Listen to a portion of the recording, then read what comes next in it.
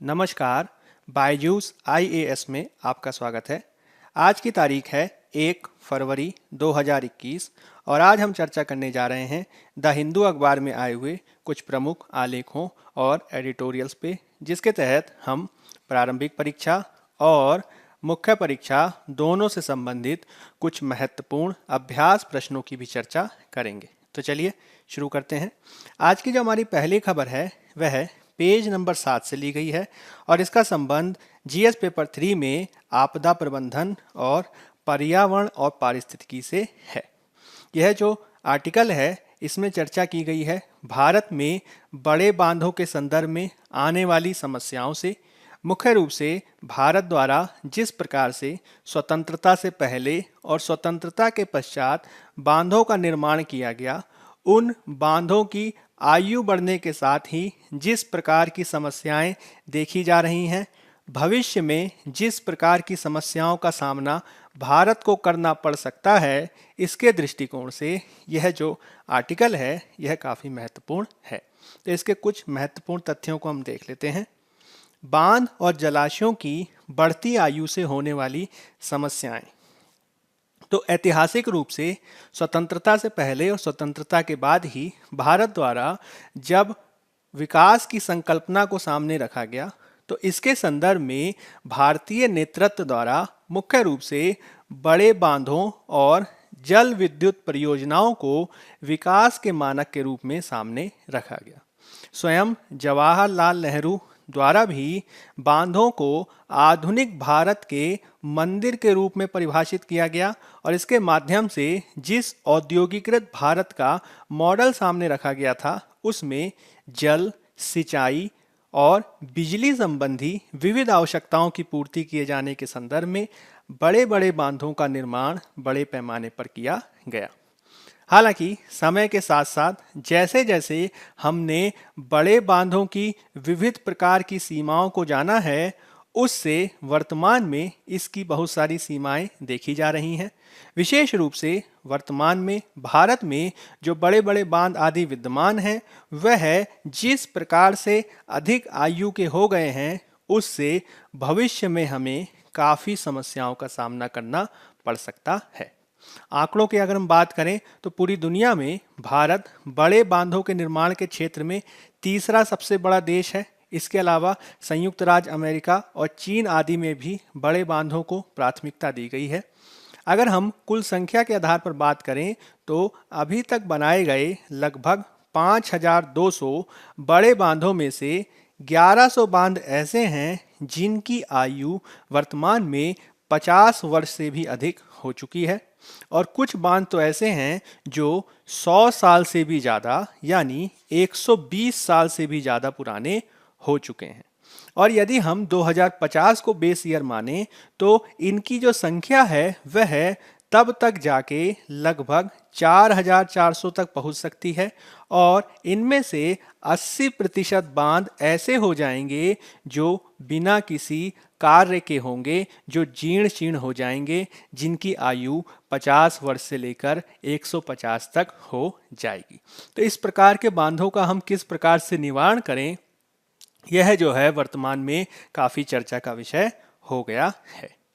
अब इसके तहत यदि हम बड़े बांधों के साथ ही छोटे छोटे और मध्यम प्रकार के हजारों बांधों को भी शामिल कर लें तो यह जो पूरी समस्या है वह और भी अधिक विकट हो जाती है और भी अधिक विकराल रूप ले लेती है।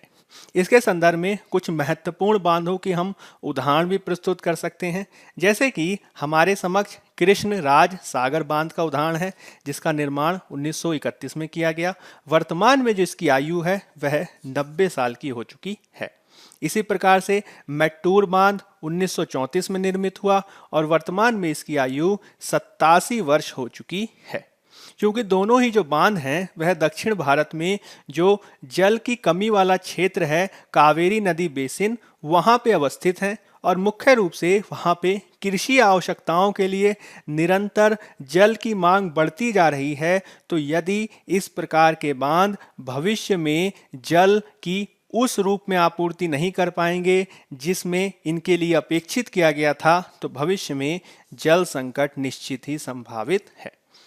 अब इसके संदर्भ में ये देखा जाता है कि जैसे जैसे बांध की आयु बढ़ती है वैसे वैसे बांध की आयु बढ़ने के अनुपात में ही उसकी जो जल धारण क्षमता होती है वह भी कम होती जाती है, क्योंकि जैसे जैसे बांध की आयु बढ़ेगी वैसे वैसे उसकी तल छट जो होती है, उसकी जो गाद की जो क्षमता होती है वह भी बढ़ती जाती है, और जैसे जैसे उसकी सतह पर गाद या तल छत बढ़ता जाएगा वैसे वैसे उसकी जल धारण क्षमता कम होती जाएगी, और एक समय ऐसा आएगा जब वह बहुत कम संख्या में जल को धारण कर पाने की स्थिति में होगा और वह बांध प्रयोग योग्य ही नहीं रह जाएगा। इससे जो है काफ़ी सारी समस्याएं बढ़ जाती हैं। इसको यदि हम एक चित्र के माध्यम से समझने का प्रयास करें तो इसको आप समझ सकते हैं। यदि हम एक साधारण बांध की एक रूपरेखा के मामले में इसको देखें तो बांध में एक दीवारों के सहारे जल को रोकने का प्रयास किया जाता है।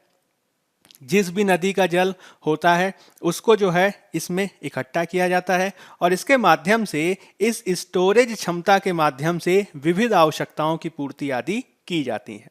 लेकिन जब भी हम किसी नदी आदि के जल को इस प्रकार से रोककर उसको इकट्ठा करने का प्रयास करते हैं तो सामान्यतः ये देखा जाता है कि जो नदी है वह अपने साथ जो गाद या तलछट लेके आती है वह भी अपने साथ इस बांध में इकट्ठा करती जाती है।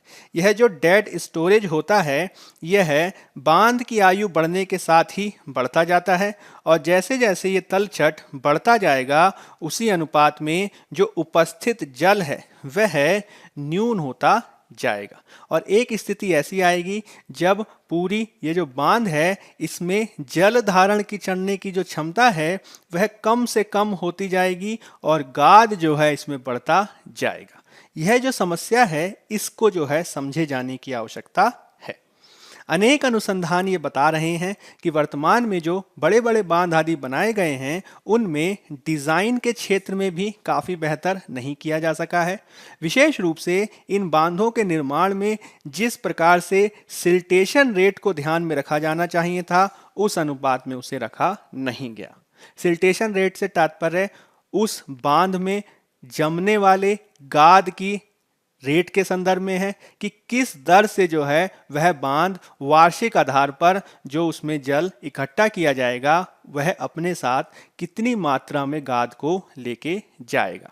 और इसके संदर्भ में देखा गया है कि जिस सिल्टेशन रेट को हमने अनुमानित किया था वह वर्तमान बांधों की तुलना में काफ़ी अधिक है। यानी अगर हमने किसी बांध के संदर्भ में 100 केजी सिल्ट को हमने अनुमानित किया 101 साल में, तो वह आने वाले सालों में बढ़ता ही गया है, जिसमें भाखड़ा बांध के संदर्भ में यह जो रेट है वह 139.86% है। वहीं दूसरी ओर हीराकुंड बांध के संदर्भ में यह 141 से अधिक प्रतिशत है, और मैथनदान आदि के संदर्भ में तो ये 808% से अधिक है।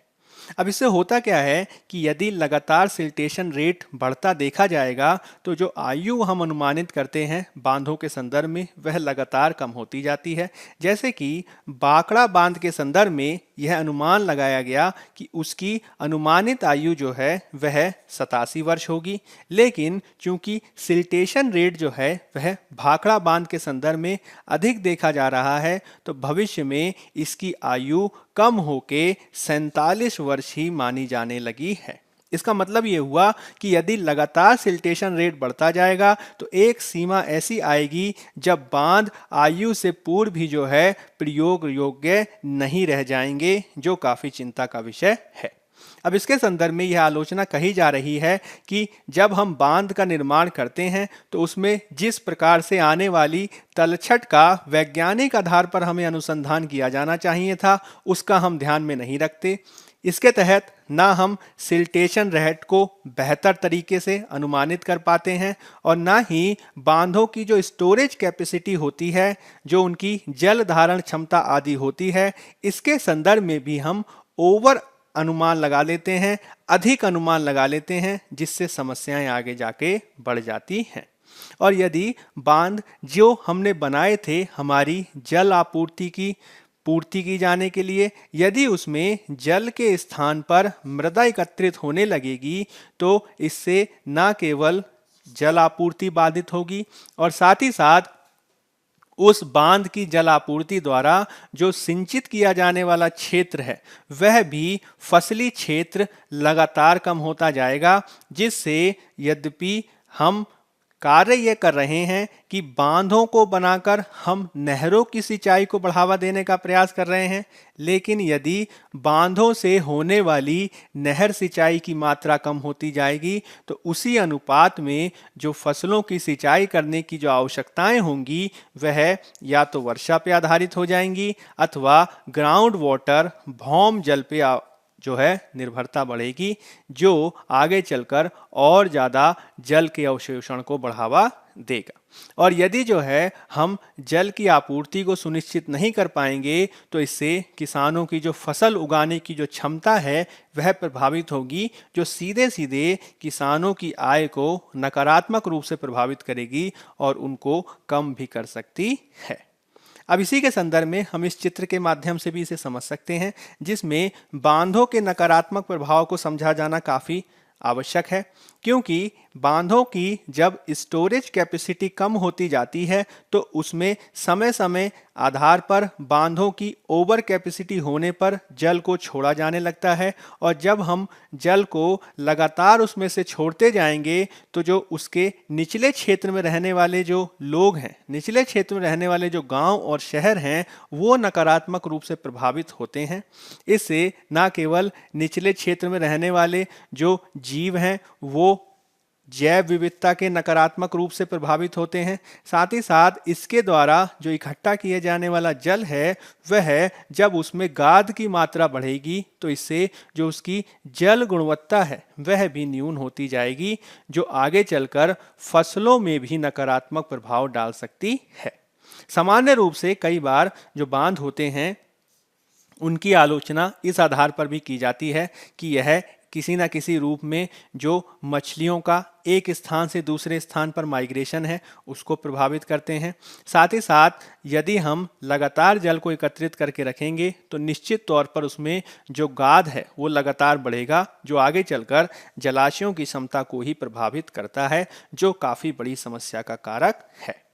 अब इसके तहत हमें ये समझना होगा कि किस प्रकार से कृषि के क्षेत्र में जब हम इनपुट्स की बात करते हैं, जब हम आगम की बात करते हैं तो उसमें जल, बीज, ऋण, बीमा और निवेश उन सब का जो है काफ़ी महत्वपूर्ण योगदान होता है।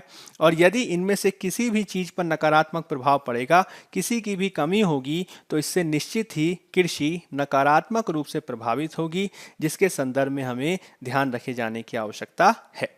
साथ ही साथ जिस प्रकार से वर्तमान में जलवायु परिवर्तन का नकारात्मक प्रभाव देखा जा रहा है भारत में कृषि क्षेत्र पर, भारत में बाढ़ और सूखे की स्थिति में, वह प्रभाव यदि बांधों पर भी पड़ेगा तो इसके माध्यम से बांध भविष्य में नकारात्मक रूप से प्रभावित होंगे और इससे यदि लगातार बाढ़ देखी गई, यदि लगातार अतिवृष्टि देखी गई तो बांधों में जो आने वाला जल है उसके सिल्टेशन रेट की भी मात्रा बढ़ सकती है, जिससे समय समय पर हम बांधों से जल को छोड़े जाने की स्थिति को देखेंगे, जिससे निचले क्षेत्र में जो बाढ़ की आवृत्ति है और बाढ़ की जो आशंकाएं हैं वो बढ़ सकती हैं। इसके तहत यह देखा जाता है कि जब बांधों में एक निश्चित सीमा से ज़्यादा तलछट हो जाती है तो बांध में जो जल आपूर्ति होती है तो वह बांध को जल्द ही पूरा भर देती है और जब बांध जल्द ही भर जाएगा तो अधिक जल को बाहर छोड़ा जाता है, जो समय समय पर निचले क्षेत्र में यानी डाउन स्ट्रीम क्षेत्र में बाढ़ को लाने वाला साबित हो जाता है। और समय समय पर जो है हम इसके उदाहरणों को सुनते रहते हैं, जिसके संदर्भ में हमें काफ़ी सावधानी बरतने की आवश्यकता है। जैसे कि गुजरात के भरूच में 2020 में ऐसा देखा गया, केरल में 2018 में और चेन्नई में 2015 में ऐसा देखा गया, जिसे दूर किए जाने के संदर्भ में कार्य करने की आवश्यकता है। साथ ही साथ यद्यपि हम ये लगातार ये देख रहे हैं कि हम अपने जल इनपुट को बढ़ावा देने के लिए लगातार कार्य कर रहे हैं। इसके बावजूद नीति आयोग जैसी संस्थाएं लगातार इस बात पे बात कर रही हैं कि 2050 काल एक ऐसा काल होने जा रहा है जब भारत में जल संकट बढ़ने की आशंका बढ़ेगी। अब यदि हम जल संकट को ध्यान में रखें और इसके आधार पर विविध विविध क्षेत्रों में जल आपूर्ति को सुधार किए जाने के संदर्भ में या जल आपूर्ति को न्यूनतम आधार पर भी बनाए जाने के संदर्भ में हम प्रयास करें, तो इसके लिए हमें बांधों का सतत विकास किया जाना सुनिश्चित करना होगा। बांधों को हम बेहतर ढंग से किस प्रकार से मैनेज कर सकें, बड़े बांधों को बनाए जाने के संदर्भ में हम उनका बेहतर कॉस्ट बेनिफिट एनालिसिस कर सकें, लागत लाभ विश्लेषण कर सकें और इसके माध्यम से न केवल हम पेयजल आपूर्ति को सुनिश्चित करने का प्रयास कर सकें, साथ ही साथ हम यह भी कोशिश कर सकें कि जो हमारा कृषि क्षेत्र है, जो हमारे शहर हैं, वो भी निरंतरता के आधार पर जल को पूरा कर सकें, जल की प्राप्ति कर सकें। और इसके लिए कोशिश ये करनी होगी कि जितने भी हितधारक हैं उन सभी हितधारकों को मिलकर कार्य करने की आवश्यकता है। तो जिस प्रकार से बड़े बांधों के संदर्भ में वर्तमान में नकारात्मक इनपुट्स आ रहे हैं, उसके संदर्भ में हमें काफ़ी सावधानी बरतकर कार्य करने की आवश्यकता है। चलिए अब हम बात कर लेते हैं एक और आर्टिकल की जो पेज नंबर 7 पर दिया गया है और इसका संबंध जीएस पेपर 2 में स्वास्थ्य से है। मुख्य रूप से यह बात करता है कोरोना काल में स्वास्थ्य क्षेत्र पर दिए गए फिर से ध्यान की। साथ ही साथ यह इस बात की भी वकालत करता है कि किस प्रकार से कई और भी ऐसे क्षेत्र हैं जिसके संदर्भ में हमें कार्य करने की आवश्यकता है। विशेष रूप से यदि हम बाल मृत्यु दर और मातृत्व मृत्यु दर के संदर्भ में कार्य करें तो हम इसके काफ़ी बेहतर परिणाम प्राप्त कर सकते हैं। और यह जो कार्य है वह मुख्य रूप से उत्तर भारतीय राज्यों में ज़्यादा किए जाने की आवश्यकता है। तो कोविड-19 पृष्ठभूमि में हमें स्वास्थ्य क्षेत्र में जिस प्रकार से हमें ध्यान दिया है, वह वर्तमान में देश की सरकारों द्वारा निरंतर यह प्रयास किया जा रहा है कि हम अपनी सार्वजनिक स्वास्थ्य व्यवस्था को बेहतर करने के लिए कार्य करें। हालांकि कई विद्वान यह आशंकित हैं, कई विद्वान यह आशंका जता रहे हैं कि एक बार जब कोरोना वायरस का संकट गुजर जाएगा तो कहीं फिर से वही स्थिति ना हो जाए कि स्वास्थ्य क्षेत्र पर सरकारों द्वारा उतना ध्यान ना दिया जाए जितना कि दिया जाना चाहिए था। यही कारण है कि हमें संकट के गुजर जाने के पश्चात भी स्वास्थ्य क्षेत्र में जो दूसरे प्रमुख संकेतक हैं उन पे ध्यान दिए जाने की आवश्यकता है। मुख्य रूप से इसके तहत हमें बाल और मातृत्व स्वास्थ्य स्थितियों को बेहतर बनाने के लिए कार्य करना होगा, जिसमें हमें नवजात शिशु मृत्यु दर, मातृत्व मृत्यु दर, संस्थागत डिलीवरी को बढ़ावा दिए जाने की आवश्यकता है। और यदि हम इसके तहत कुछ महत्वपूर्ण आंकड़ों की बात करें तो आंकड़े निश्चित तौर पर इस बात को स्थापित करते हैं कि दक्षिण भारत के जो राज्य हैं, जिसमें तमिलनाडु, केरल आदि महत्वपूर्ण हैं, इनकी तुलना में जो उत्तर भारत के जो राज्य हैं वहाँ की स्थिति इन स्वास्थ्य के संकेतकों के आधार पर काफ़ी खराब है और विविध प्रकार के आंकड़ों से ये स्पष्ट भी होता है। उदाहरण के लिए मध्य प्रदेश में प्रति 1000 जीवित जन्म लेने वाले नवजात शिशुओं में जो नवजात मृत्यु दर है वह 48 तक है, जबकि केरल जैसे राज्य में यह 7 तक है। इसी प्रकार से मातृत्व मृत्यु दर उत्तर प्रदेश राज्य में 197 है, जबकि केरल में यह 42 और तमिलनाडु में यह 63 है। यदि हम संस्थागत डिलीवरी की बात करें तो संस्थागत डिलीवरी के मामले में भी यह देखा जा रहा है कि जो केरल और तमिलनाडु जैसे राज्य हैं वो संस्थागत डिलीवरी को बढ़ावा देने में काफ़ी आगे हैं और इसकी तुलना में बिहार जैसे राज्यों में जो गैर संस्थागत डिलीवरी है, यानी कि जो प्रशिक्षित डॉक्टर्स या दाई आदि होती हैं उनके माध्यम से डिलीवरी ना कराया जाना, वह बिहार जैसे राज्यों में केरल की तुलना में 190 गुना अधिक है, जो काफ़ी चिंता का विषय है। इसी प्रकार से उत्तर भारतीय राज्यों में जो कुल प्रजनन दर है वह भी काफ़ी अधिक है। इसके संदर्भ में बिहार में यह 3.1 है, जबकि तमिलनाडु और केरल में यह 2.1 से भी कम है, जो एक स्थिरीकरण दर को दर्शाता है, जो एक स्टेबलाइजेशन रेट को दर्शाता है। अब इसके संदर्भ में निश्चित रूप से ये बात उभर के आती है कि हमें बाल स्वास्थ्य और परिवार कल्याण सेवाओं के संदर्भ में कार्य करने की आवश्यकता है। मुख्य रूप से भारत पर यह आलोचना के रूप में कहा जाता है कि भारत में जो उत्तर और दक्षिण का जो फासला है वह स्वास्थ्य के क्षेत्र में भी देखा जाता है। विशेष रूप से जो विविध प्रकार के संकेतक हैं, जिसमें नवजात मृत्यु दर, मातृत्व मृत्यु दर, इन सभी क्षेत्रों में उत्तर भारतीय राज्यों द्वारा खराब प्रदर्शन किए जाने के चलते यह आशंकित किया जाता रहा है कि भारत कहीं इसके चलते 2030 में जो हम स्वास्थ्य से संबंधित सतत विकास लक्ष्यों को प्राप्त करने की बात कर रहे हैं, क्या वो हम प्राप्त कर पाएंगे भी अथवा नहीं। इसी प्रकार से भारत पर यह भी कहा गया है कि जो हम 2015 तक एमडीजी लक्ष्यों को प्राप्त करने की बात किए थे, उनमें भी स्वास्थ्य से कई संकेतक जो थे उनको हम इसीलिए प्राप्त नहीं कर पाए थे क्योंकि उत्तर भारतीय राज्यों द्वारा बेहतर प्रदर्शन नहीं किया गया था, जिसको हमें सुधारे जाने की आवश्यकता है।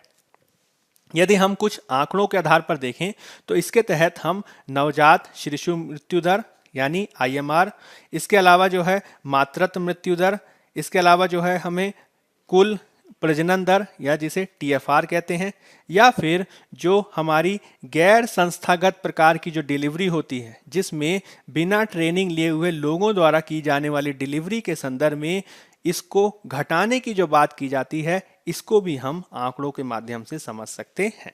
जैसे कि हम देख सकते हैं बिहार जैसे राज्यों में जो नवजात शिशु मृत्यु दर है वह 32 है, वहीं तमिलनाडु में यह 15 और केरल में यह 7 विद्यमान है।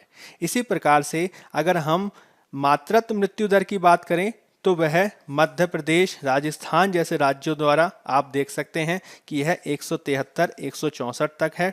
वहीं तमिलनाडु, केरल जैसे जो दक्षिणी राज्य हैं वो इस संदर्भ में 63 और 42 तक सीमित हैं। इसी प्रकार से जो बिना ट्रेनिंग लिए हुए लोगों द्वारा की गई जो डिलीवरी का परसेंटेज है, उसमें भी यदि आप ध्यान देंगे तो आप पाएंगे कि बिहार और मध्य प्रदेश की तुलना में जो तमिलनाडु और केरल जैसे राज्य हैं उनका प्रदर्शन काफ़ी बेहतर है। तो इससे होता क्या है कि इससे एक असमानता पैदा हो जाती है और इससे भारत का प्रदर्शन भी प्रभावित होता है, क्योंकि भारत जो है इसके चलते औसत ही प्रकार का प्रदर्शन कर पाता है, और यदि हम औसत से बेहतर प्रदर्शन करना चाहते हैं, विकसित देशों के समान प्रदर्शन करना चाहते हैं, तो निश्चित रूप से उत्तर भारतीय राज्यों को इसके संदर्भ में कार्य किए जाने की आवश्यकता है। यही कारण है कि लगातार ये कहा जा रहा है कि मुख्य रूप से उत्तर भारतीय राज्यों को स्वास्थ्य के क्षेत्र में कार्य किए जाने की आवश्यकता है, और चूंकि जो स्वास्थ्य है वह स्टेट लिस्ट में आता है, राज्य सूची का विषय है, अतः इसके संदर्भ में राज्यों को ही बेहतर कार्य करने की जरूरत है। इसके लिए कई बार तमिलनाडु मॉडल की बात कही जाती है, तमिलनाडु के उदाहरण से सीखने की बात कही जाती है, जिसने 1970 के दशक से ही परिवार कल्याण और परिवार नियोजन के संदर्भ में कार्य किया, और मुख्य रूप से राज्य सरकार द्वारा इसके तहत जो प्रमुख इकाई को चुना गया वह थी जिला प्रशासन और जिला स्वास्थ्य क्षेत्र। यह जो क्षेत्र है जिसमें डिस्ट्रिक्ट को आधार बनाया गया, उस पर सर्वाधिक फोकस दिया गया। साथ ही साथ जिलों में बेहतर स्वास्थ्य दशाओं का निर्माण किया गया और जिलों के मध्य प्रतियोगिता को बढ़ावा देने के लिए कार्य किया गया। इसके तहत जो अच्छा प्रदर्शन करने वाले जिले थे उनको समय समय पर पुरस्कृत भी किया जाता था, और इसी का परिणाम है कि वर्तमान में जो तमिलनाडु में कुल प्रजनन दर है वह देश में सबसे कम है, 1.6, और इसमें जो दुनिया के दूसरे विकसित राष्ट्र हैं उनसे भी जो है इसकी तुलना की जाती रही है, जिसमें जर्मनी 1.5, जापान जो है 1.3 है। आदर्श रूप में इसे 2.1 करने का प्रयास करने का लक्ष्य रखा जाता है, क्योंकि इसे प्रतिस्थापन दर के रूप में स्थापित किया जाता है। और तमिलनाडु द्वारा निश्चित रूप से इसके संदर्भ में प्रयास किए गए हैं। साथ ही साथ तमिलनाडु द्वारा यह भी प्रयास किया गया है कि ग्रामीण क्षेत्रों तक जो प्राइमरी हेल्थ सर्विसेज हैं, प्राथमिक स्वास्थ्य सेवाएं हैं, उनको जो है स्थापित किया जा सके और साथ ही साथ किसी बीमारी को रोके जाने के संदर्भ में निवारक स्वास्थ्य सेवाओं को भी स्थापित किए जाने के लिए कार्य किया गया है। और इसके लिए उसके द्वारा जिला स्तर पर प्राथमिक स्वास्थ्य केंद्र आदि को बेहतर बनाने के लिए कार्य किया गया है। और इसके तहत लगातार ये प्रयास किया जाता रहा है कि हम तमिलनाडु में जो हैं इस चीज को ध्यान दें कि किस प्रकार से वहां पे 150 से ज्यादा जो हैं स्वास्थ्य प्रोफेशनल जिला स्तर पर नियुक्त किए गए हैं। और यदि हम इस मॉडल को पूरे देश में अपनाने का प्रयास करें तो निश्चित रूप से वर्तमान में भारत जो मुख्य रूप से नवजात मृत्यु दर और मातृत्व मृत्यु दर में बेहतर प्रदर्शन नहीं कर पा रहा है, वह दक्षिण भारतीय राज्यों के मॉडल को अपनाए जाने के साथ ही बेहतर प्रदर्शन कर सकता है। और इसके लिए उत्तर भारतीय राज्यों को विशेष रूप से जो है फंडिंग किए जाने की आवश्यकता है, टारगेटेड कार्य किए जाने की आवश्यकता है। इसके तहत न केवल उत्तर भारत के राज्यों को जिला स्तर पर बेहतर फंडिंग को बढ़ावा देने की जरूरत होगी, साथ ही साथ इसके संदर्भ में बहुत ज़्यादा आवश्यक है कि राजनीतिक दृढ़ इच्छा शक्ति को भी दिखाया जाए। विशेष रूप से इसके संदर्भ में नवजात स्वास्थ्य और मातृत्व स्वास्थ्य को ध्यान में रख के कार्य करना होगा। हमें यह समझना होगा कि दक्षिण भारतीय राज्यों की तुलना में जो उत्तर भारतीय राज्य हैं वहाँ पे व्यापक मानव पूंजी उपलब्धता है, इसका जो है बेहतर ढंग से दोहन किए जाने की आवश्यकता है। केवल और केवल हम विदेशी पूंजी के आगमन पर ही निर्भर ना रहें। भारत में जो मानव संसाधन उपलब्धता है वह जो है बेहतर ढंग से कार्य कर सके, इसके लिए हमें सुशासन को स्थापित करना होगा। इसके लिए हमें शासन में उत्तरदायित्व और पारदर्शिता को भी बढ़ाना होगा। और विशेष रूप से शिक्षा और स्वास्थ्य के क्षेत्र में जब तक केंद्र और राज्य दोनों साथ मिलकर कार्य नहीं करेंगे तब तक स्वास्थ्य क्षेत्र में हम ज़्यादा बेहतर कर पाने में सक्षम नहीं होंगे। तो यह कुछ ऐसे क्षेत्र हैं जिसमें हमें कार्य करने की आवश्यकता है। चलिए अब हम बात कर लेते हैं आज के फ्रंट पेज में दिए गए एक आर्टिकल की, जिसका संबंध जीएस पेपर 3 में पर्यावरण और पारिस्थितिकी से है। मुख्य रूप से यह संबंधित है अंडमान और निकोबार द्वीप समूह में अवस्थित लिटिल अंडमान द्वीप के विकास किए जाने से संबंधित नीति आयोग के एक विजन डॉक्यूमेंट से, जिसका नाम है sustainable development of little Andaman island vision document. इसके माध्यम से कोशिश ये की जा रही है कि जो हमारा अंडमान निकोबार द्वीप समूह है उसके लिटिल अंडमान द्वीप का विकास हम सिंगापुर की तर्ज पर कर सकें। इसके तहत मुख्य रूप से ये प्रयास है नीति आयोग का कि वह लिटिल अंडमान द्वीप समूह की रणनीतिक स्थिति और प्राकृतिक विशेषताओं का उपयोग करते हुए उसका विकास कर सके।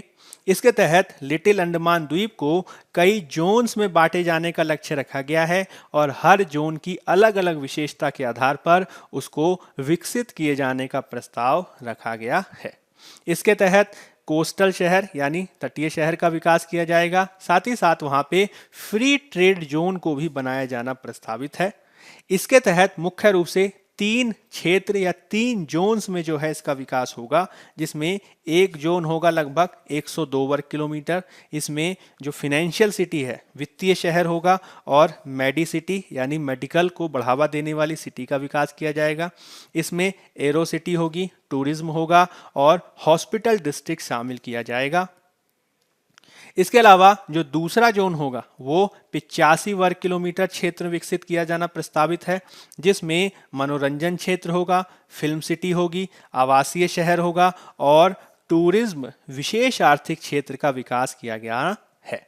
साथ ही साथ जो तीसरा जोन है उसका भी विकास इसी आधार पर किया जाएगा।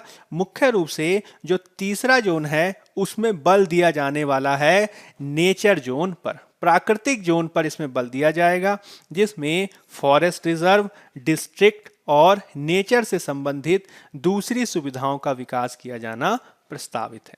यह जो पूरा जो क्षेत्र होगा वहाँ विविध प्रकार की आधुनिक सुविधाओं का भी विकास किया जाएगा, जैसे कि गोल्फ कोर्स बनाया जाएगा, ऑफिसेज बनाए जाएंगे और साथ ही साथ इस पूरे क्षेत्र को हम अंतर्राष्ट्रीय परिदृश्य से जोड़ सकें, इसके लिए एक अंतर्राष्ट्रीय एयरपोर्ट का विकास किया जाना भी प्रस्तावित है। अब चूंकि यह एक द्वीपीय क्षेत्र है और द्वीपीय क्षेत्रों में स्थान की कमी देखी जाती है, अतः स्थान की कमी को पूरा किए जाने के संदर्भ में जो लिटिल अंडमान का संरक्षित क्षेत्र है वहाँ से जो है कुछ भूमि ली जाएगी और साथ ही साथ वहाँ पे जो कुछ जनजातियाँ हैं उन जनजातियों के लिए जो संरक्षित क्षेत्र है उसको भी कम करने का प्रस्ताव किया गया है। इसके तहत कोशिश ये की जा रही है कि पूरा जो अंडमान का लिटिल अंडमान का जो क्षेत्र है उसमें कनेक्टिविटी पर सर्वाधिक बल दिया जाए। इसके लिए पूरे क्षेत्र को एक रिंग रोड के माध्यम से जोड़ने का प्रस्ताव रखा गया है। साथ ही साथ यहाँ पे तीव्र गति से जो है परिवहन सुविधाओं का विकास हो सके, इसके लिए मास रैपिड ट्रांजिट नेटवर्क का विकास भी किया जाएगा। हालांकि यह जो पूरी योजना है वह वर्तमान में आप कह सकते हैं सार्वजनिक नहीं की गई है, बावजूद इसके जो है पर्यावरणविदों द्वारा इसकी सर्वाधिक आलोचना की जा रही है। मुख्य रूप से पर्यावरण विधियों या फिर आप कह सकते हैं जो संरक्षणवादी हैं उनका ये कहना है कि जो पूरा लिटिल अंडमान का क्षेत्र है उसका लगभग 95% जो भाग है वह वनों से ढका हुआ है। यह जो पूरा क्षेत्र है वह सदाबहार वनों की उपस्थिति वाला क्षेत्र है। लगभग 450 वर्ग किलोमीटर का क्षेत्र है। वहां पे एक विशिष्ट जनजाति निवासित करती है जिसका नाम है ओंगे जनजाति। यह जो ओंगे जनजाति है इसकी खुद की अपनी दुर्लभ सामाजिक पारिस्थितिकी ऐतिहासिक भूमिका है जिसको ध्यान में रखना होगा। साथ ही साथ यदि हम पूरे क्षेत्र का विकास करेंगे तो वनों को यदि काटा जाएगा तो लगभग 20 लाख से ज्यादा वृक्ष इससे प्रभावित हो सकते हैं, क्योंकि सदाबहार वन के क्षेत्र में जो वन होते हैं वो काफी सघन होते हैं। साथ ही साथ यदि जनजाति क्षेत्र को कम किया जाएगा तो बहुत सारी जनजातियों को निर्वासित भी किया जा सकता है। अनेक प्रकार के संकटग्रस्त जीव हैं उन पर भी जो है नकारात्मक प्रभाव पड़ना संभव है, जैसे कि एक विशेष प्रकार का जीव है समुद्री कछुआ है जिसका नाम है जायंट लेदरबैक समुद्री कछुआ। इसके अलावा प्राकृतिक आधारों पर देखें, आपदा के आधारों पर देखें तो खुद जो लिटिल अंडमान क्षेत्र है वह सुनामी और भूकंप के दृष्टिकोण से काफ़ी संवेदनशील है। विशेष रूप से 2004 में जो सुनामी आई थी उसका सर्वाधिक जो प्रभाव पड़ा था वह लिटिल अंडमान क्षेत्र पर ही पड़ा था। मुख्य रूप से इस पूरी परियोजना की इस आधार पर भी आलोचना की जा रही है कि इसमें किसी भी प्रकार का पर्यावरण प्रभाव मूल्यांकन नहीं किया गया है। विशेष रूप से 2020 में भी जब ये परियोजना प्रस्तुत की गई थी तत्कालीन वन विभाग को, तो वन विभाग द्वारा भी इस द्वीप की पारिस्थितिकी और यहाँ पे निवासित जो स्वदेशी जन हैं उनके अधिकारों के आधार पर इस परियोजना का विरोध किया गया था। बावजूद इसके नीति आयोग द्वारा इसके संदर्भ में जो है बढ़े जाने की बात की जा रही है। यही कारण है कि पर्यावरणविदों संरक्षणवादियों का कहना है कि यदि आप इस तरीके की परियोजना को आगे बढ़ाना चाहते हैं तो इसके लिए बेहद आवश्यक है कि इससे संबंधित सभी हितधारकों से परामर्श किया जाए और उसके पश्चात ही जो है अंतिम निर्णय पर पहुंचा जाना चाहिए। तो अंतिम निर्णय पर पहुंचा जाना जो है वह इतना सरल नहीं होने जा रहा है। निश्चित रूप से जो है भविष्य में हम इसके संदर्भ में और भी ज्यादा विवादों को देख सकते हैं। चलिए अब हम बात कर लेते हैं एक और आर्टिकल की जो पेज नंबर 2 पर दिया गया है और इसका संबंध जीएस पेपर 1 में हमारा सोसाइटी समाज से भी है और साथ ही साथ जीएस पेपर 3 में विज्ञान और प्रौद्योगिकी से भी इसका संबंध है। मुख्य रूप से यह बात कर रहा है स्टेम क्षेत्र में महिलाओं की भागीदारी बढ़ाए जाने के दृष्टिकोण से। स्टेम का मतलब क्या होता है? तो स्टेम का मतलब होता है साइंस, टेक्नोलॉजी, इंजीनियरिंग और मैथमेटिक्स, यानी विज्ञान, प्रौद्योगिकी, इंजीनियरिंग और गणित के क्षेत्र में महिलाओं की बढ़ती भूमिका को बढ़ाना। ठीक है, तो इसको जो है हम समझने का प्रयास करेंगे। इसके संदर्भ में कहा जा रहा है कि 1901 के बाद से ही लगातार हम विज्ञान के क्षेत्र में नोबेल पुरस्कार देते हैं। बावजूद इसके 100 साल से ज़्यादा बीत जाने के बावजूद नोबेल पुरस्कारों के क्षेत्र में केवल 25 महिलाओं को ही विभिन्न क्षेत्रों में नोबेल प्राइज दिया गया है, जो कि स्टेम के क्षेत्र में, विज्ञान, प्रौद्योगिकी, इंजीनियरिंग और मैथमेटिक्स के क्षेत्र में महिलाओं की न्यून भागीदारी को दर्शाता है।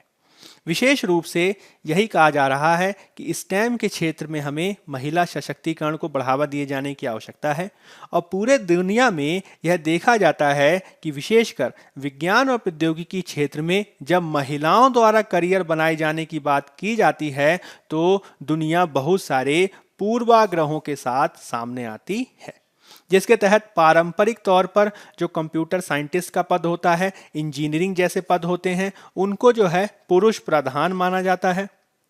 यदि महिलाएं इस क्षेत्र में कार्य करती हैं तो महिलाओं को पुरुषों की तुलना में कम वेतन दिए जाने के भी उदाहरण देखे गए हैं। अगर हम भारत के बारे में बात करें तो भारत में विशेष रूप से जो स्टेम का क्षेत्र है वहाँ पे हम ग्रेजुएशन यानी बीएससी बीटेक आदि के संदर्भ में वहाँ पे हम ये देख रहे हैं कि भारत में स्टेम के क्षेत्र में लगभग 43% महिलाएं जो हैं ग्रेजुएशन कर रही हैं। बावजूद इसके उन 43% महिलाओं की तुलना में केवल 14% ही महिलाएं ऐसी हैं जिनको वास्तविकता में नौकरी प्राप्त होती है। यानी ग्रेजुएशन करना ही पर्याप्त नहीं है, नौकरी भी मिलना चाहिए, तभी जो है विज्ञान प्रौद्योगिकी के क्षेत्र में महिलाओं की भागीदारी बढ़ेगी।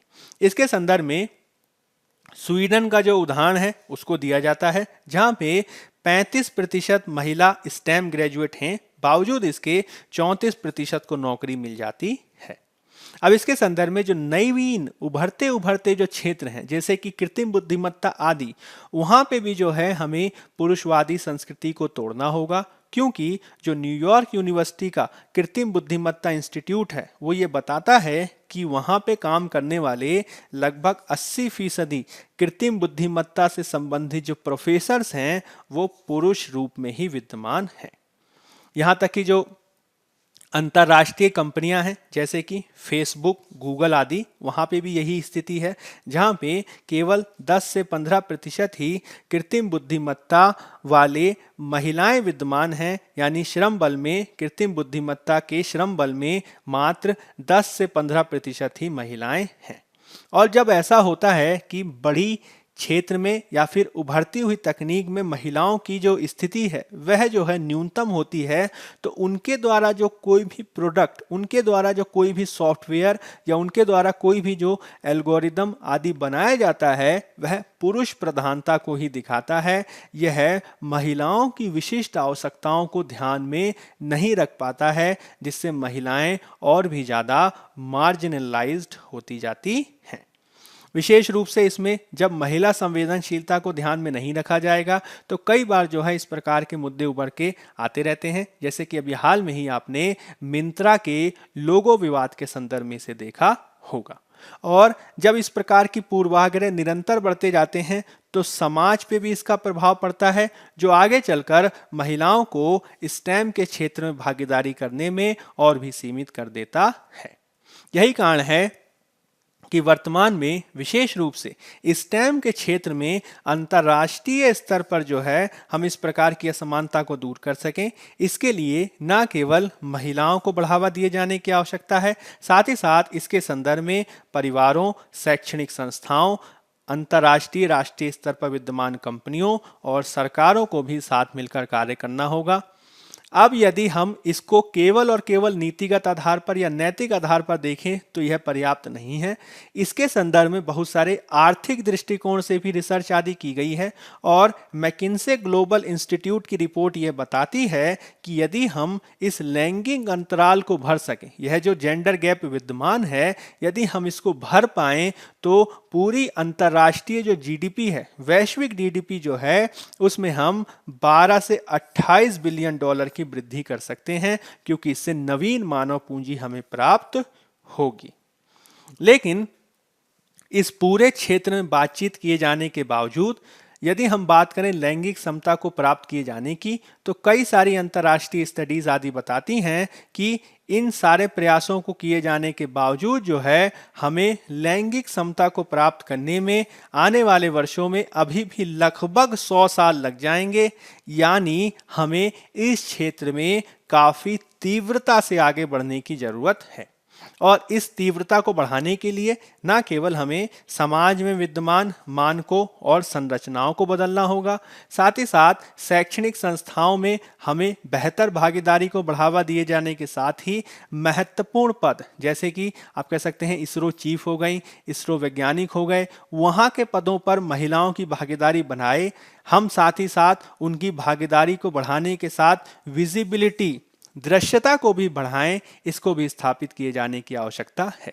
इसके संदर्भ में हमें महत्वपूर्ण रोल मॉडल मिलेंगे, हमें महत्वपूर्ण महिलाओं से संबंधित सक्सेस स्टोरीज मिलेंगी जो आगे चलकर जो है स्टेम क्षेत्र में महिलाओं को और बढ़ावा देगी। और निश्चित तौर पे सरकारों को इसके संदर्भ में प्रयास किए जाने की आवश्यकता है। तो ये कुछ महत्वपूर्ण बातें हैं जो इस आर्टिकल के संदर्भ में महत्वपूर्ण हैं। चलिए अब हम बात कर लेते हैं कुछ महत्वपूर्ण प्रीलिम्स प्रैक्टिस क्वेश्चन की। पहला क्वेश्चन है, चाबहार बंदरगाह के संदर्भ में निम्नलिखित कथनों में से सत्य कथन कथनों की पहचान करें। पहला है, चाबहार बंदरगाह ओमान की खाड़ी पर स्थित है। दूसरा है, यह बंदरगाह ईरान के एकमात्र महासागरीय बंदरगाह के रूप में कार्य करता है। केवल एक, केवल दो, एक और दो दोनों की उपरोक्त में से कोई नहीं। तो चाबहार बंदरगाह के संदर्भ में पहला और दूसरा दोनों कथन जो हैं वो सही हैं। तो उत्तर हो जाएगा हमारा सी, एक और दो दोनों। चाबहार बंदरगाह ओमान की खाड़ी पर स्थित है। यह है पाकिस्तान में जो ग्वादर बंदरगाह जिसका विकास चीन द्वारा किया जा रहा है उसके काफी नजदीक अवस्थित है। यह जो बंदरगाह है वह ईरान के एकमात्र महासागरीय बंदरगाह के रूप में कार्य करता है और इसमें दो अलग अलग बंदरगाहों को शामिल किया जाता है, जिसमें शाहिद बेहेस्ती और शाहिद कलंतरी महत्वपूर्ण है। यह जो है एक चित्र है जिसमें आप समझ सकते हैं। यहाँ पे जो बंदरगाह दिखाया गया है यह चाबहार बंदरगाह को दर्शाता है। यह जो बंदरगाह है यह पाकिस्तान में चीन द्वारा विकसित किए जा रहे ग्वादर बंदरगाह से काफ़ी समीप है और भारत द्वारा जो वर्तमान में इसका विकास किया जा रहा है वह मुख्य रूप से इस बात पे केंद्रित है कि भारत इसके माध्यम से न केवल पाकिस्तान को बाईपास करते हुए अफगानिस्तान तक अपनी पहुंच बना सकता है, साथ ही साथ आने वाले समय में इसके माध्यम से न केवल हमारे ईरान के साथ बेहतर संबंध स्थापित होंगे, साथ ही साथ इसके माध्यम से हम मध्य एशिया, पूर्वी यूरोप और रूस तक अपनी पहुंच को बेहतर बना सकेंगे। तो इसको आप इस चित्र से भी समझ सकते हैं। चाबहार बंदरगाह जो है वह आप कह सकते हैं गुजरात का जो कांदला पोर्ट है उससे काफ़ी समीपता रखता है और यह ग्वादर बंदरगाह के एक जवाब के रूप में भी देखा जा सकता है। मुख्य रूप से यह ओमान की खाड़ी में अवस्थित एक बंदरगाह है और इसके माध्यम से भारत ईरान के द्वारा, यानी आप कह सकते हैं ईरान के थ्रू जो है अफगानिस्तान तक पहुंचने का प्रयास कर रहा है, जिसके लिए भारत ने जारंज जाहेदान प्रकार का जो रूट है उसका भी विकास किया है और इसके माध्यम से आगे भारत अफगानिस्तान तक अपनी पहुंच को बेहतर बनाएगा। तो इसकी हम चर्चा इसलिए कर रहे हैं क्योंकि आज जो है इसके संदर्भ में खबर आई है, भारत द्वारा चाबहार बंदरगाह का विकास किए जाने के संदर्भ में दो प्रमुख जो क्रेन्स हैं उनकी आपूर्ति की गई है, जिसके तहत भारत द्वारा दो क्रेन्स में आपूर्ति जो की जा रही है वो एक प्रोग्राम का हिस्सा है, जिसके माध्यम से भारत आगे चलकर 6 मोबाइल हार्बर क्रेन्स को देगा जो कुल $25 मिलियन मूल्य की हैं। और भारत ये आशा कर रहा है कि जो नवीन अमेरिकी राष्ट्रपति आए हैं जो बाइडेन, उनके आगमन के पश्चात ईरान से जो संबंध हैं हमारे बेहतर होंगे, ना केवल अमेरिका के बल्कि हमारे भी, और भारत जो है इसका लाभ उठा पाने की स्थिति में होगा। अब चूंकि भारत के लिए चाबहार बंदरगाह का महत्व अफगानिस्तान से जुड़ाव के साथ मध्य एशिया और रूस आदि से जुड़ाव के संदर्भ में भी महत्वपूर्ण है, यही कारण है कि भारत इसको विकसित किए जाने के साथ ही आने वाले समय में अफगानिस्तान, ईरान, उज्बेकिस्तान आदि देशों के साथ भी इस परियोजना को आगे बढ़ाने के लिए योजना बना रहा है, ताकि भारत न केवल ईरान, अफगानिस्तान में अपना प्रभाव बढ़ा सके, साथ ही साथ वह मध्य एशिया में भी प्रभाव को बढ़ा सके। तो इस दृष्टिकोण से इसका काफी महत्व है। चलिए अब हम बात कर लेते हैं एक और क्वेश्चन की। हाल ही में चर्चा में रहा आदि महोत्सव निम्नलिखित में से किससे संबंधित है?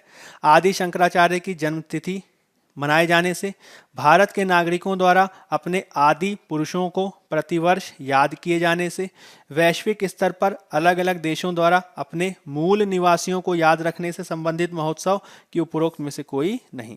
तो आदि महोत्सव जो है इन तीनों में से किसी से संबंधित नहीं है। यह मुख्य रूप से एक जनजातीय संस्कृति को बढ़ाए जाने वाला एक महोत्सव है। तो उत्तर हो जाएगा हमारा डी। आज जो है इसके संदर्भ में खबर आई है जिसमें ट्राइब्स इंडिया को बढ़ावा देने के लिए आदि महोत्सव जो है प्रारंभ कर दिया गया है 1 से 15 जनवरी दिल्ली हाट INA नई दिल्ली में। तो आदि महोत्सव एक राष्ट्रीय जनजातीय उत्सव है जो जनजातीय मंत्रालय और भारत सरकार के साथ ही जनजातीय सहकारी विपणन विकास संघ, जिसे शॉर्ट में ट्राइफेड कहते हैं, उसकी एक संयुक्त पहल है। यह जो है मुख्य रूप से एक आदिवासी संस्कृति, शिल्प, भोजन और वाणिज्य का उत्सव है जिसे 2017 से शुरू किया गया था। यह महोत्सव जो है देश की जो पारंपरिक कला है, जनजातीय कला, हस्तशिल्प और सांस्कृतिक विकास को दर्शाता है। साथ ही साथ इसके माध्यम से कोशिश की जाती है कि हम देश भर के जो आदिवासी समुदाय हैं उनके समृद्ध और विविध शिल्प संस्कृति से भी लोगों को परिचित कराएं। तो इस संदर्भ में ये काफी महत्वपूर्ण है। नेक्स्ट क्वेश्चन देख लेते हैं।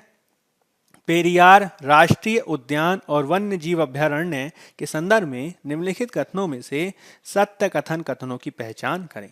यह केरल का एक संरक्षित क्षेत्र है। यह केवल बाघ आरक्षित क्षेत्र के रूप में उल्लेखनीय है। यह तमिलनाडु के साथ लगती सीमा के साथ अवस्थित है। केवल एक और दो, 1, 2 और 3 के उपरोक्त में से कोई नहीं।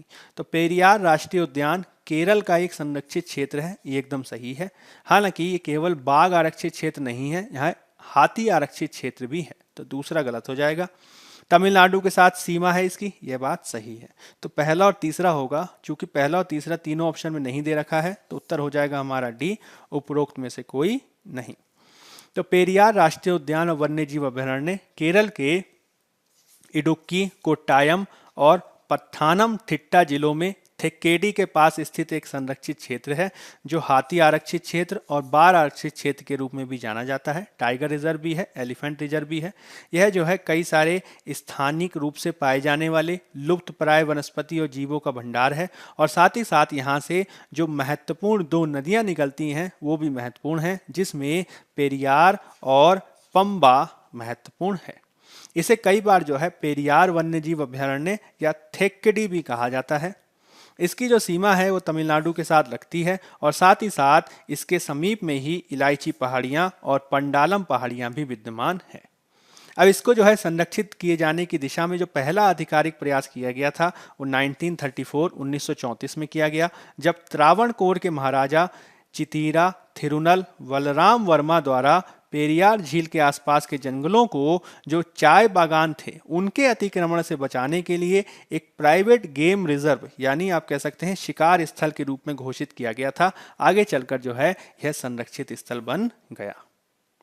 चलिए, अब ये इसलिए चर्चा में है क्योंकि आज के अखबार में खबर आई है पेरियार टाइगर रिजर्व में जो एक आप कह सकते हैं बाघ का जो बच्चा मिला था उसको जो है मानवों द्वारा अभी आप कह सकते हैं कि उसको संरक्षित किया जा रहा है।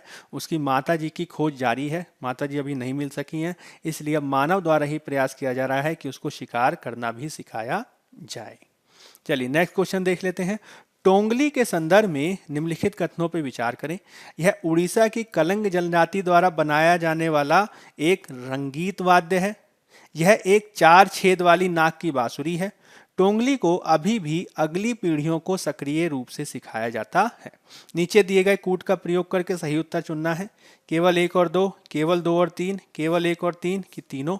तो टोंगली के संदर्भ में पहला जो कथन है वह हमारा गलत है। यह सत्य है कि इसको कलिंग जनजाति द्वारा जो है एक संगीत वाद्य के रूप में बजाया जाता है। हालांकि यह जो कलिंग जनजाति है वह उड़ीसा में नहीं रहती। यह कहाँ पे रहती है? तो यह रहती है फिलीपींस में। फिलीपींस जो है एक देश का नाम है। और यह दूसरा वाला सही है। यह एक ऐसी बांसुरी को दर्शाता है जो नाक से बजाई जाती है, तो यह एकदम सही है। तीसरा वाला भी सही है, तो 2 और 3 जो है हमारा उत्तर होगा। अब ये चर्चा में इसलिए है क्योंकि आज ही इसके संदर्भ में खबर आई है। एक महत्वपूर्ण वाद्य यंत्र के रूप में टोंगली जो है या टोंगाली भी आप इसे कह सकते हैं, इसकी जो है काफ़ी महत्वपूर्ण भूमिका आप देख सकते हैं। ये चित्र में जो है इसे दर्शाया गया है। तो टोंगली या टोंगाली एक 4 छेद वाली नाक की बांसुरी है जो अक्सर कलिंग और लुजोन जो फिलीपींस में अवस्थित है वहाँ के लोगों द्वारा बजाई जाती है। टोंगली पारंपरिक वाद्य यंत्रों में से एक है जिसे अभी भी अगली पीढ़ियों को सक्रिय रूप से सिखाया जाता है। तो विशेष रूप से आर्ट एंड कल्चर में इसको पूछा जा सकता है। चलिए अब कुछ मेंस प्रैक्टिस क्वेश्चन देख लेते हैं। पहला क्वेश्चन है, भारत में जल नीतियों को स्वीकार करना चाहिए कि कई बड़े बांध वृद्ध हो चुके हैं और अब इन्हें जल सुरक्षा के मार्ग के रूप में नहीं देखा जा सकता है। व्याख्या करें। 250 शब्द, 15 अंक। दूसरा क्वेश्चन है, विज्ञान के क्षेत्र में लैंगिक भागीदारी में असमानताएं सामाजिक आर्थिक मुद्दों से जन्म लेती हैं।